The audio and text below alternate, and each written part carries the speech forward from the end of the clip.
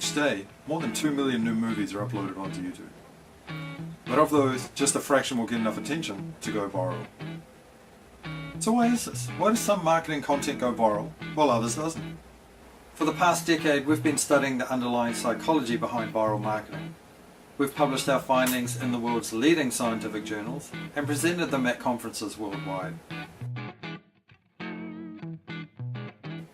I'm Brent, a consumer psychologist, and I specialise in viral marketing. I live near Flemington in Melbourne, Flemington Racecourse, where they have the races. And every Friday night I take a walk down Racecourse Road because that's where all the restaurants are. I want to get some takeout usually. Now, one thing about Racecourse Roads, there's a lot of Asian restaurants. In fact, there's one section where there's 8 Asian restaurants all next to each other. Because of the ethnicity of that area, most of them are usually empty, except for one, Luxa King. Now, if you want to get into Luxa King, you're looking at 1 hour wait. Easy. It's really hard to get into that restaurant. But I've been there. I've been living in that area for about 6 years now, and I've eaten from each one of those restaurants. And I can tell you that the food from each one of those restaurants is authentic and delicious. It's the same. So what is it about Luxa King that makes it much more popular than the other restaurants that are relatively empty? The answer might surprise you. Luxa King is the smallest restaurant, and that's the reason why it's the most popular.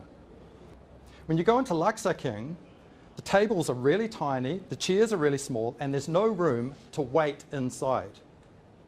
So there's a line that's publicly visible outside the restaurant constantly. So people like me who are new to the area, walking down Racecourse Road looking for a restaurant, that one's empty, that one's empty, that one's empty, that one's got a big line. Okay, now I don't mind waiting because that restaurant must have something going on that the others don't, so I line up. And in fact, this phenomenon is part of something much larger in psychology. And it's to do with how we make decisions. To minimize the risk of making decisions, we oftentimes base our decisions on what others are doing around us. I got a call one day from a woman from an advertising agency in Sydney, and she had a new client who had just developed a new underwear brand.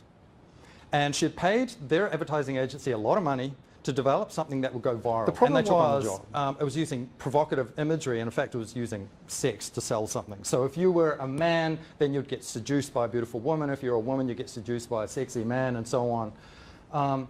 Now, the problem with this is that it ignores how things go viral, and how things go viral is by people sharing.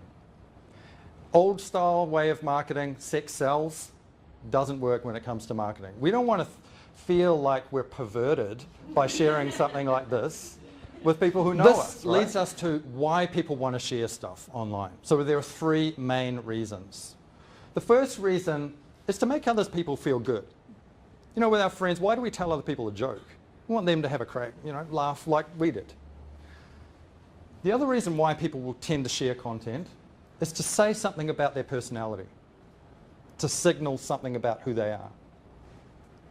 And the third reason why people share is because we like being liked. There's nothing like that feeling of posting something on Facebook, for example, getting 61 of your friends and networks to like it. It makes us feel good. And in fact, that's a selfish motive to want to share. We'll share stuff if we know that we can get some sort of social currency back.